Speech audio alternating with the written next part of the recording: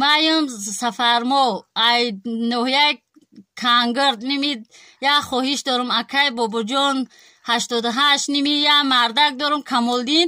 соли таваллудаш 80 Шарифзода Камолдин айними 25 декабр на телефон мекуна на суроғ мон мекуна на занг мезана отай пир дора очай пир дора суроғ мон мекуна сумороин мекуна шумо хоҳиш дорум ки амра даракша биёвен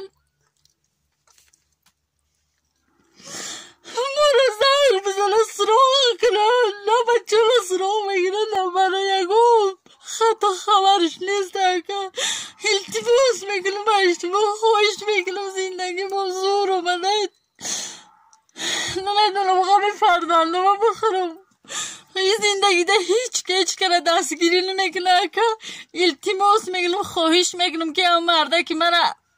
بکوین همو زنگ مون بزنه سراغ مون کنه همو هستای نیستای سلامتیش خوبه بگو زنگ بزنه سراغ کنه سمرای کنه ما همه چون میزنه خونشی بخیر دوستان مهربان خدید مادر شما چی بگم اکای کمالدین برادر مهربان اهل بیت خشت وارد زن فرزند همش کوفته شدند حال مادر اوی چقدر گریه کرده است خواهش میکنم این برادر در جای دیده به همین رقم رو اکران زنگ بزنید صاحب باشن خواهش میکنم از شما که یک گپی خوب کامنتری خوب و یا لایک بگذارید تا همین آوار پنج شود خداوند صبر تی مادر ای شهری کنگرد ای تاجیکستان بوده است خیلی مادر از او آورده که بچونی ها گریسته شده